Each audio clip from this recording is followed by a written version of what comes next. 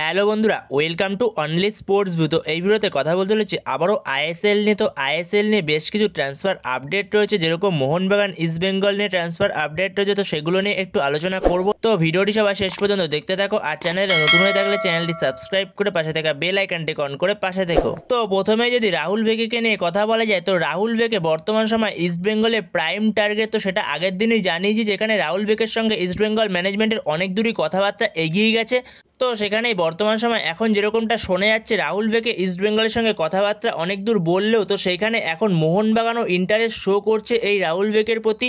যেখানে কিছু কিছু জায়গা থেকে শোনা যাচ্ছে রাহুল ভেকেকে মোহনবাগান 3 বছরে একটা চুক্তি অফার করেছে। তো সেখানে রাহুল ভেকের সঙ্গে ইস্ট বেঙ্গলের পাশাপাশি মোহনবাগানও কথাবার্তা বলছে। তো সেখানে রাহুল ভেকের প্রতি ইস্ট বেঙ্গলের পাশাপাশি মোহনবাগানেরও একটা ভালো রকম ইন্টারেস্ট রয়েছে। যেখানে রাহুল ভেকের বর্তমান বয়স হচ্ছে 34 বছর এবং তার মার্কেট ভ্যালু 1.4 কোটি টাকা, এবং সে বর্তমান সময় যুক্ত রয়েছে বেঙ্গালুরু এফসিতে। তো বেঙ্গালুরু এফসির সঙ্গে তার কন্ট্রাক্ট রয়েছে 31শে মে 2026 অবধি, আরও 1 বছরের কন্ট্রাক্ট পড়ে রয়েছে। তো সেই ক্ষেত্রেও ইস্ট বেঙ্গল ম্যানেজমেন্ট তার সঙ্গে ভালো রকমই কথাবার্তা বলছিল, কিন্তু এখন বর্তমান সময় মোহনবাগানও তার প্রতি একটা ইন্টারেস্ট শো করছে। তো সেখানে মোহনবাগানও কথাবার্তা বলছে রাহুল ভেকের সঙ্গে। তো সেখানে পরবর্তী সময় দেখা যাক রাহুল ভেকে সে ইস্ট বেঙ্গল না মোহনবাগানে আসে, নাকি সে বেঙ্গালুরু এফসিতেই থেকে যায়। তো সেখানে পরবর্তী সময় এ ব্যাপারে কোনো অফিসিয়াল আপডেট পেলে অবশ্যই তোমাদের সাথে তখন শেয়ার করে দেবো। তো এরপরে যদি মোহনবাগানের গোলকিপার ধীরাজ সিংকে নিয়ে কথা বলা যায়, তো ধীরাজ সিং সে যে মোহনবাগান ছাড়তে পারে, তো সেটা এর আগেই তোমাদের আমি জানিয়েছিলাম। তো আগেই তোমাদের জানিয়েছিলাম যে মোহনবাগান ছেড়ে সে ডায়মন্ড হারবার এফসিতে যোগ দিতে পারে। এছাড়া তার কাছে আরও আইএসএল এর আদার্স ক্লাবেরও এখন বর্তমান সময় অফার রয়েছে। এছাড়াও এখন শোনা যাচ্ছে তার কাছে বিদেশের ক্লাবেরও অফার রয়েছে, মানে এশিয়ান ক্লাবেরও অফার রয়েছে। তো সেখানেই দেখা যাক পরবর্তী সময় এই ধীরাজ সিং সে মোহনবাগান তো ছাড়তে পারে এই মরশুমে, কিন্তু মোহনবাগান ম্যানেজমেন্ট তাকে রেখে দিতে চাইছে, যেহেতু বিশালকাইতে সেরকম কোনো ব্যাকআপ নেই। তো সেই কারণেই মোহনবাগান ম্যানেজমেন্ট এই ধীরাজ সিংকে রেখে দিতে চাইছে, কিন্তু ধীরাজ সিং হয়তোবা থাকবে না মোহনবাগানে। তো সেখানেই পরবর্তী সময় দেখা যাক এই ধীরাজ সিং সে আইএসএল এর কোনো ক্লাবে সই করে, নাকি ডায়মন্ড হারবার এফসিতে সই করে, নাকি এশিয়ান কোনো ক্লাবে সই করে। তো এই ব্যাপারে পরবর্তী সময় কোনো আপডেট পেলে অবশ্যই তোমাদের সাথে তখন শেয়ার করে দেবো।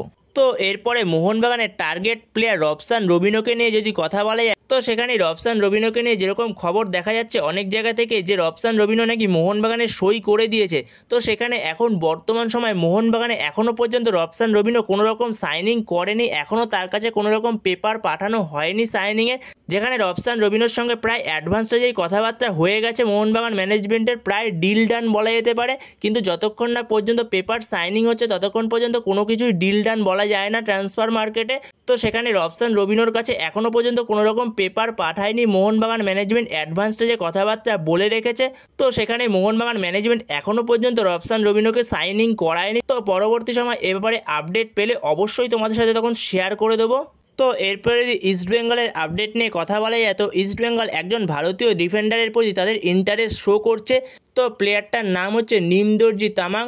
তো সে বর্তমান সময় খেলছে এফসি গোয়া দলে। তো তার সঙ্গে এফসি গোয়ার কন্ট্রাক্ট রয়েছে 31শে মে 2026 অবধি, তার সঙ্গে আরও 1 বছরের কন্ট্রাক্ট রয়েছে এফসি গোয়ার।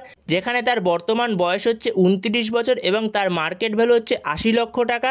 তো এই নিমদর্জি তামাংয়ের প্রতি নাকি ইন্টারেস্ট শো করেছে ইস্ট বেঙ্গল। তো সেখানেই দেখা যাক পরবর্তী সময় এই নিমদর্জি তামাংকে নিয়ে কোনো আপডেট বেরিয়ে আসে কিনা। তো এই বিষয়ে কোনো আপডেট পেলে অবশ্যই পরে শেয়ার করে দেবো।